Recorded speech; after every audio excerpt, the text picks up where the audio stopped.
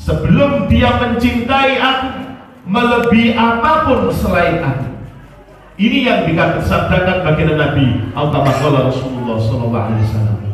Suatu ketika ada seorang Badui, orang Arabi, orang Arab pedalaman datang sowan kepada baginda Nabi.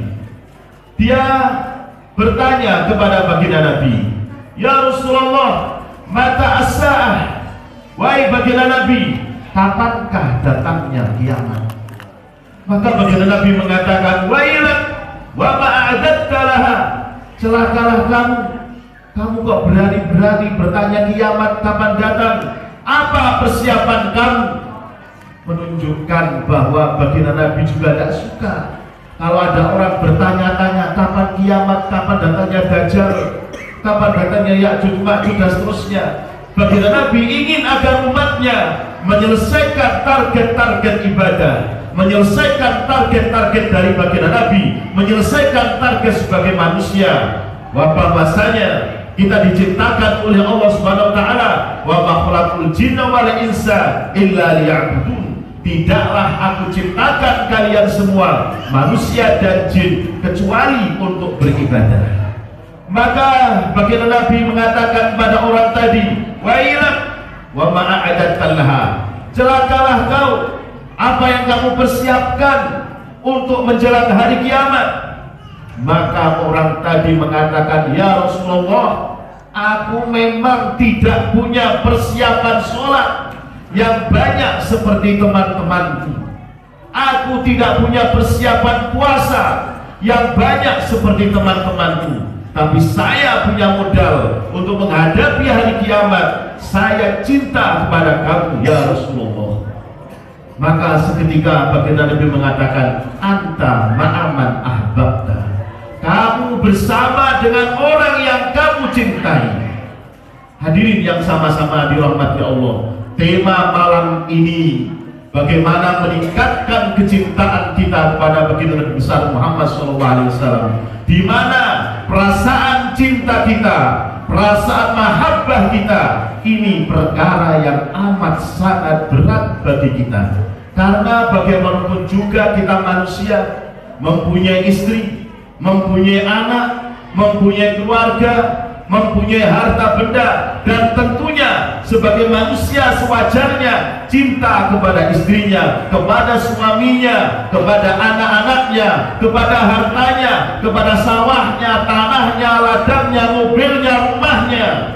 Semua cinta seperti itu. Dan ketika diminta cinta kepada baginda Nabi Muhammad SAW, sosok yang tidak pernah dilihat, sosok yang tidak pernah bahkan dibayangkan pun juga tidak pernah, tentunya ini perkara yang berat bagi kita. Tetapi beratnya perkara inilah justru akan menuntun kita ke surganya Allah. Anta ma'aman ahbabta, kamu bersama-sama dengan orang-orang yang kau cintai. Kalau kita cinta kepada baginda Nabi SAW, maka tentunya kita akan bersama dengan baginda Nabi nanti di surganya Allah. Kalau kita cinta kepada para orang-orang yang soleh, maka kita pun akan bersama-sama dengan orang yang soleh. Maka dikatakan suatu ketika ada orang bertanya kepada baginda Nabi, "Ya Rasulullah, ada seseorang mencintai satu kaum, tapi dia tidak punya amalan seperti kaum. Rajulun yuhibbu qauman walam yalhaq bihim." Seseorang cinta kepada satu kaum, tapi dia punya amalan-amalan yang tidak sama dengan kaum itu. Cinta kepada orang yang soleh, tapi tidak punya amalan seperti orang yang soleh. Cinta kepada orang-orang yang hafidhah, yang hafal Al-Quran, tapi tidak mempunyai kekuasaan untuk menghafalkan Al-Quran. Maka jawab baginda Nabi, orang itu akan bersama-sama dengan orang yang dia cintai. Maka kehadiran kita pada malam ini dalam rangka menyambut hari lahirnya baginda Nabi, semoga bagian daripada kecintaan kita kepada baginda Nabi besar Muhammad SAW, semoga duduknya panjenengan di tempat ini, duduknya kita di sini dicatat sebagai duduknya orang-orang yang mahabbah kepada baginda Nabi besar Muhammad Sallallahu Alaihi Wasallam. Bapak-bapak, ibu-ibu yang sama-sama dirahmati Allah, tentunya banyak pertanyaan. Kita sudah terlanjur cinta kepada istri kita, kepada suami kita, kepada keluarga kita, kepada anak-anak kita, sedangkan tuntutannya adalah agar kita cinta kepada Allah dan Rasulnya. Kita cinta kepada Allah, kita cinta kepada Nabi besar Muhammad SAW. Maka kemudian para ulama mencoba merumuskan, sekedar memberikan satu teori yang berdasarkan nas-nas yang sahih, cara kita untuk mencintai baginda Nabi SAW. Dalam satu hadis dikatakan oleh baginda Nabi SAW, man ahya sunnati faqad ahabbani wa man ahabbani kana ma'i fil jannah, atau kama qala Rasulullah SAW. Barang siapa yang menghidupkan sunnahku, maka dia mencintai aku.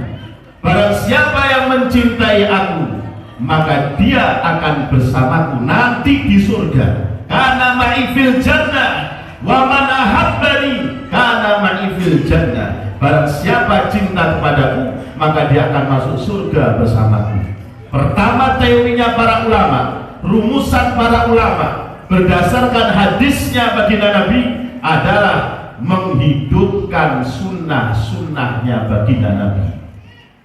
Maka tentunya kita bisa bertanya pada diri kita bahwa standar mencintai baginda Nabi, menghidupkan sunnahnya baginda Nabi.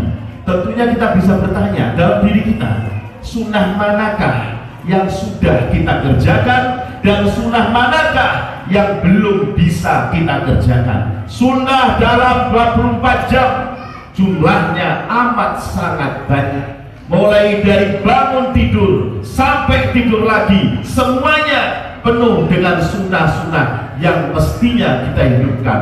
Ada doa bangun tidur, sunnahnya bangun tidur. Kita mau masuk ke toilet, masuk ke WC, kita bisa ada sunnahnya masuk kamar mandi, sunnahnya keluar daripada kamar mandi. Kita mau makan, ada doa sebelum makan, ada sunnah sebelum makan. Sesudah makan pun ada doa, alhamdulillah an'amana wa saqona wa ja'alana minal muslimin. Maka ketika kita berdoa sebelum makan, bismillah setidaknya, sesudah makan alhamdulillah setidaknya, makan dengan menggunakan tangan kanan, maka kita sudah menghidupkan sunnahnya baginda Nabi Sallallahu Alaihi Wasallam. Masuk masjid dengan mendahulukan kaki kanan, keluar masjid mendahulukan kaki kiri. Masuk masjid kita melakukan sunnah-sunnah dan adab-adab dalam masjid, maka kita sudah menghidupkan sunnahnya baginda Nabi Sallallahu Alaihi Wasallam. Kita mau minum ada sunnahnya, mau pakai pakaian ada sunnahnya, keluar masuk ke kamar, keluar masuk rumah, semuanya ada sunnahnya. Maka tergantung kita mau melaksanakan sunnah itu atau tidak. Kalau kita mengamalkan sunnah, maka dianggap kita menghidupkan sunnah. Di samping sunnah qobliyah, ba'diyah, sunnah rawatib, sholat witir, sholat hajat, sholat tahajud, sholat tasbih, isra, duha, dan sebagainya. Di depan kita terbentang sekian banyak sunnah yang mana kalau kita amalkan, kita dianggap menghidupkan sunnahnya Nabi. Dan kalau kita menghidupkan sunnahnya baginda Nabi, maka kita dianggap mencintai baginda Nabi. Dan kalau kita mencintai baginda Nabi, karena ma'ifil jannah, maka kita insya Allah akan bersama dengan baginda Nabi di surganya Allah. Amin Allahumma. Yang kedua, para ulama teori yang kedua, agar kita cinta kepada baginda Nabi, di samping kita mengamalkan sunnah-sunnahnya, para ulama menegaskan ada sunnah yang sifatnya sirah, ada sunnah yang sifatnya surah, dan ada sunnah yang bersifat sarirah. Sunnah sirah yaitu bagaimana Apa yang dulu dilakukan baginda Nabi kita lakukan. Perjuangan baginda Nabi, dakwahnya baginda Nabi, bagaimana cara baginda Nabi menyebarkan iman dan tauhid, kita tiru, kita amalkan semampu kita, maka kita dianggap mengamalkan sunnah sirah. Dan kita lihat di dalam jejak hidupnya baginda Nabi, akhlak beliau yang mulia, akhlakul karimah beliau yang mulia, bukan hanya akhlak tapi akhlakul karimah. Kalau ada orang berbuat baik sama kita dan kita balas dengan perbuatan baik, itu namanya akhlak, Pak.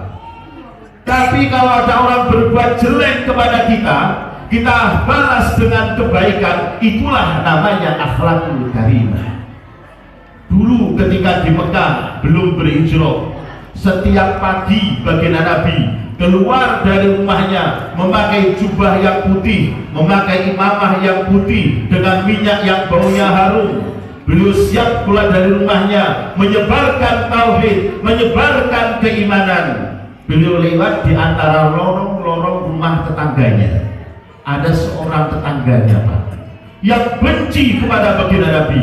Begitu bencinya, setiap kali baginda Nabi keluar dari rumahnya dan lewat di lorongnya, orang tadi akan melempari baginda Nabi dengan kotoran-kotoran onta, kotoran kambing, dan semua kotoran yang ada. Sehingga kadang-kadang baginda Nabi pakai jubah, pakai imamah, pulang-pulang badannya penuh dengan kotoran. Jubahnya yang putih jadi kotor, imamahnya yang putih jadi kotor, penuh dengan kotoran hewan. Dilempar oleh tetangganya namanya Fulan bin Fulan. Besoknya baginda Nabi lewat, tetap dilempari kotoran. Besoknya tetap dilempari kotoran. Hari yang keempat Nabi lewat di samping rumahnya, tidak ada satupun orang yang melempari kotoran. Nabi bertanya kepada para sahabat, wahai sahabat, hari kemarin sudah 3 hari aku dilempari kotoran, tapi hari ini aku tidak ada yang melempari kotoran. Kemana Fulan bin Fulan itu?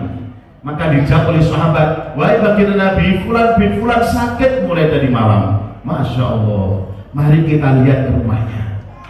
Maka segera baginda Nabi dan beberapa sahabat masuk ke rumah orang tadi, melihat ternyata orang yang memang terkapar di atas ranjang sedang sakit. Melihat baginda Nabi datang, dia langsung gemetar. Tiap hari orang ini saya lempari kotoran, sekarang kesini ketika saya sakit dia akan membunuh saya. Tapi ternyata enggak. Nabi datang dengan senyum, Nabi datang dengan menyapa, Nabi datang dengan memperingan beban sakitnya.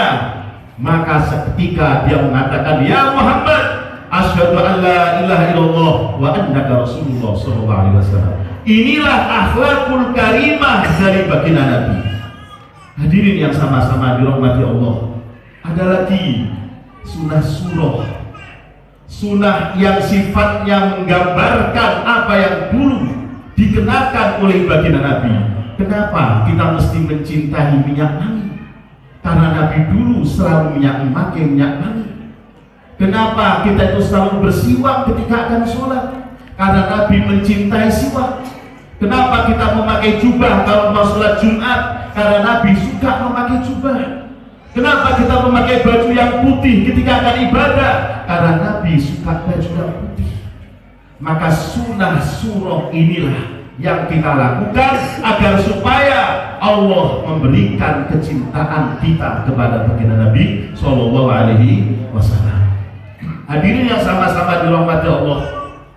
Yang kedua, para ulama memberikan rumusan teori untuk supaya terbersit kecintaan kita pada baginda Nabi di dalam hati kita.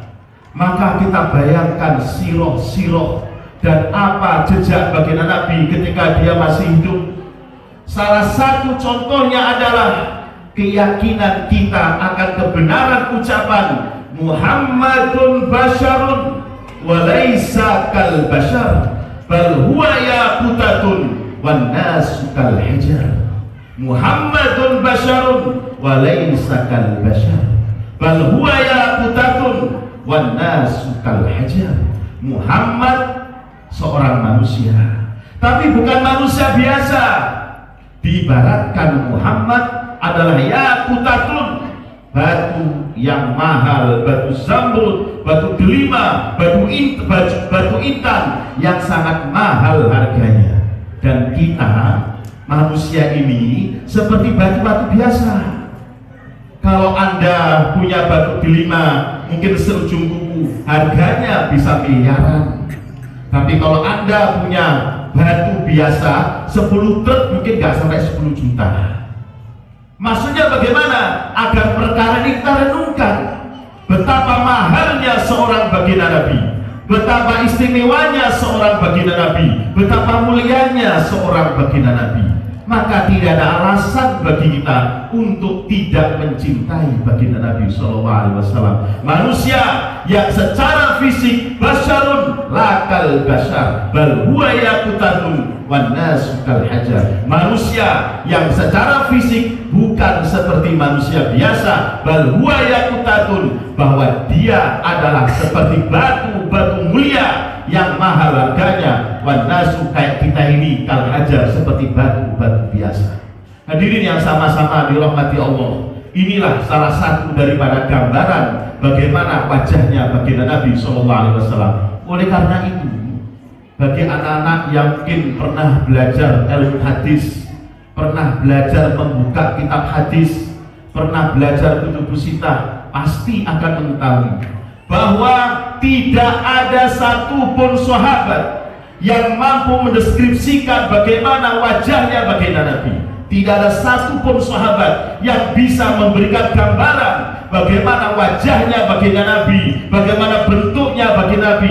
Tidak ada satupun, kecuali dari sahabat-sahabat yang ketika baginda Nabi hidup, beliau ini masih kecil-kecil, seperti Sayyidina Ibn Abbas, Sayyidina Abdullah bin Zubair, Sayyidina Abdullah bin Umar, Abdullah bin Amr, dan sebagainya. Mereka anak orang-orang yang masih balita ketika baginda Nabi masih hidup. Dia bisa memandang wajahnya baginda Nabi, wajah yang terang benderang, wajah yang penuh dengan nur, wajah yang luar biasa terang benderangnya. Siapapun yang memandangnya akan timbul rasa mahabbah di dalam hati. Tetapi dari para sahabat-sahabat yang sudah tua ketika Nabi hidup, mereka tidak akan mampu untuk mendeskripsikan bagaimana wajahnya baginda Nabi. Oleh karena mereka tidak punya kemampuan untuk memandang langsung pada wajahnya baginda Nabi SAW. Di dalam kitab Zadul Ma'ad, Ibnu Qayyim menerangkan bahwa ketika para sahabat di depan baginda Nabi, maka mereka akan tundukkan mukanya, tundukkan pandangannya, mereka akan tenang, akan anteng. Bahkan saking tenangnya sahabat di depan baginda Nabi, seumpama di atas imamah mereka bertengger seekor burung, maka burung tadi tidak akan lari, bahkan mungkin bisa bertelur di atas kepalanya para sahabat. Saking tenangnya, saking khusyuknya, saking antengnya sahabat di depan baginda Nabi SAW. Maka makhluk seperti inilah yang kita cintai, makhluk seperti inilah yang mestinya kita sayang, kita cintai. Hadirin yang sama-sama dirahmati Allah. Bahkan suatu ketika Sayyidah Aisyah memberikan sedikit keterangan kepada para tabi'in. Tabi'in bertanya, wahai Sayyidah Aisyah, bagaimanakah wajahnya baginda Nabi yang sebenar-benarnya? Maka Sayyidah Aisyah mengatakan, aku tidak mampu mengatakan bagaimana wajahnya Nabi, tapi kalian aku berikan gambaran satu saja. Suatu ketika rumah saya gelap. Ketika itu saya sedang menjahit pakai jarum. Jarum saya terjatuh, lampunya gelap, saya bingung cari jarum. Tiba-tiba baginda Nabi masuk rumah, assalamualaikum. Seketika wajahnya Nabi mampu menerangi seluruh ruangan yang ada, mampu menerangi seluruh rumah yang ada. Dan malam hari Sayyidah Aisyah mampu kembali mencari jarumnya karena wajahnya, sinar wajahnya baginda Nabi SAW. Ketika baginda Nabi hidup, itulah yang dikatakan oleh para sahabat. Hadirin yang sama-sama dirahmati Allah, maka makhluk seperti inilah yang kita cintai. Di dalam riwayat-riwayat yang lain, para ulama mengatakan bahwa tidak ada alasan lagi untuk tidak mencintai baginda Nabi ketika kita tahu bahwa kita terlahir menjadi umat yang mulia, kita terlahir menjadi umat yang dimuliakan oleh Allah. Asbab baginda Nabi SAW, di mana tidak ada umat yang paling mulia melebihi umat Muhammad SAW, dan kemuliaan kita karena memang sebab baginda Nabi SAW. Hadirin yang sama-sama dirahmati Allah, suatu ketika baginda Nabi Musa alaihissalam dalam kisah Israiliyah, beliau melihat di dalam catatan suhuf Musa, beliau melihat ada catatan bahwa nanti akhir zaman ada satu umat yang umatnya ini amat sangat istimewa, di mana amalan-amalannya dilipat gandakan oleh Allah sampai 10 kali lipat ganda. Bahkan ada satu bulan, di bulan Ramadan, umat ini satu malam kalau beramal sama dengan amalan 1000 bulan. Maka baginda Nabi Musa seketika meminta kepada Allah, ya Allah, jadikan saya sebagai umat ini. Ya Allah, jadikan saya sebagai umat akhir zaman ini. Maka Allah turunkan wahyu. Allah mengatakan, wahai Nabi Musa, wahai Musa, engkau tidak akan mungkin menjadi umat akhir zaman karena kamu sudah menjadi seorang nabi, menjadi ulul azmi. Umat ini adalah umat Nabi akhir zaman. Umat ini adalah umat Muhammad SAW, di mana pintu surga tidak akan dibuka oleh Allah sebelum umat ini masuk surga terlebih dulu. Hadirin yang sama-sama dirahmati Allah, seorang baginda Nabi Musa, seorang nabi yang agung, seorang rasul yang agung, pimpinan para nabi, salah seorang ulul azmi, doanya mampu mengangkat Nabi Harun menjadi rasul. Bahkan anak khidmatannya diangkat menjadi nabi, yaitu Nabi Musa. Tetapi ketika memohon menjadi umat Muhammad, Allah tidak kabulkan. Sedangkan kita tak pernah meminta sama sekali, tak pernah memohon, tak pernah berdoa, lahir langsung jadi umat Muhammad SAW. Kurang apa lagi, kurang luar biasanya apalagi kita jadi umat Muhammad. Hadirin yang sama-sama dirahmati Allah, suatu ketika Sayyidina Utsman bin Affan melihat baginda Nabi sedang berwudu. Nabi berwudu, diperhatikan oleh Sayyidina Utsman, wajah beliau, tangan beliau kanan kiri, kemudian mengusap kepala dan kemudian membasuh kaki. Baginda Nabi tahu bahwa dia dipandang oleh Sayyidina Utsman. Maka baginda Nabi mengatakan, ya Utsman, hada wudu'i wa wudu'ul anbiya'i min qabli. Wahai Utsman, inilah cara wudu dan cara wudunya para nabi-nabi sebelum saya. Para mufassir dalam riwayat ini mengatakan bahwa hadis ini menunjukkan bahwa wudu yang sempurna, membasuh wajah, basuh tangan, mengusap kepala dan membasuh kaki adalah amalan yang hanya diamalkan oleh umat Muhammad SAW. Bapak dan Ibu yang sama-sama dirahmati Allah, tahadus nikmat. Saya pernah 2 kali saya ke Israel. Saya lihat orang-orang Yahudi di sana. Ketika mereka berwudu, hanya tangan saja. Tangan kanan 3 kali, tangan kiri 3 kali. Saya tanya kepada guide saya, mereka sedang apa ini? Ablution, berwudu. Berwudu, iya. Ini wudunya cara mereka, iya betul. Tidak pakai basuh wajah, enggak. Hanya basuh tangan 3 kali, tangan kanan 3 kali, tangan kiri 3 kali, bahkan tidak sampai sini, hanya sini saja. Di depan sinagog, di tempat mereka beribadah, ada satu pancuran, tinggal basuh-basuh, kemudian mereka masuk ke dalam sinagognya mereka. Inilah cara wudunya orang-orang Yahudi. Maka saya teringat hadis ini. Oh, betul yang dikatakan baginda Nabi dan para mufassir hadis, bahwa inilah memang satu-satunya umat yang cara wudunya sempurna, membasuh wajah, basuh tangan, basuh kaki, dan kemudian dijuluki umat Ghurratul Muhajjalin. Di antara miliaran jutaan umat manusia dari zaman Nabi Adam sampai akhir zaman yang berhak untuk mendapatkan julukan umat Hurratul Muhajjalin hanyalah umat Muhammad saja. Hadirin yang sama-sama dirahmati Allah, ada para nabi yang amalan istimewanya hanya sholat subuh saja. Ada para nabi yang amalan istimewanya hanya sholat duhur saja. Ada para nabi yang amalan istimewanya hanyalah sholat isya saja. Kalau kurang percaya, aku melihat di sanadnya Sahih Muslim, sanadnya Sahih Bukhari. Alhamdulillah di Al-Fatah Temboro ada Dauratul Hadis 2 tahun menghatamkan kutub sitah semuanya. Di sana kita melihat ada hadis-hadis yang seperti itu. Maka umat Muhammad ini sholatnya subuh wajib, Zuhur wajib, asar wajib, isya wajib, maghrib wajib, menunjukkan bahwa umat Muhammad ini oleh Allah diberi taklif amalan-amalan istimewanya para nabi besar zaman dahulu. Kurang istimewa apa lagi?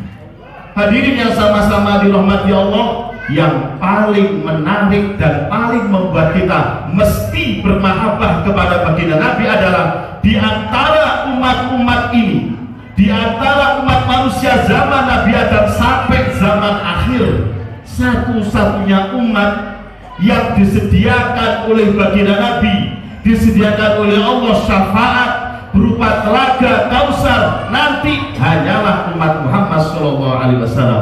Beliau mengatakan, ana faradtukum alal haud, ana faradtukum alal haud, ana faradtukum alal haud. Aku tunggu kamu nanti, aku istiqbali kamu nanti di telaga Kausar, di mana satu telaga yang airnya lebih manis daripada madu, lebih jernih, lebih indah, lebih dingin daripada es. Dan kemudian jumlah cangkir-cangkirnya kanujumis sama, jumlah cangkir-cangkirnya melebihi jumlah bintang-bintang di langit. Ana faradtukum alal haud. Baginda Nabi menunggu kita di telaga untuk disiapkan kita mendapatkan ikram dari baginda Nabi berupa bisa minum dari telaga Kausar. Sesudah kita ada di mahsyar yang sekian panjang tahunnya dan sekian panas dalam riwayat-riwayat yang ada. Hadirin yang sama-sama dirahmati Allah, inilah keistimewaan kita sebagai umat Muhammad SAW. Bahkan umat terdahulu hanya para nabinya saja yang berhak untuk menyandang gelar Islam. Ana awalul muslimin, kata baginda Nabi Ibrahim. Saya awal orang yang Islam, kata baginda Nabi Ibrahim. Tetapi umatnya tidak boleh bergelar Islam. Umatnya bergelar umatnya baginda Nabi Ibrahim alaihissalam.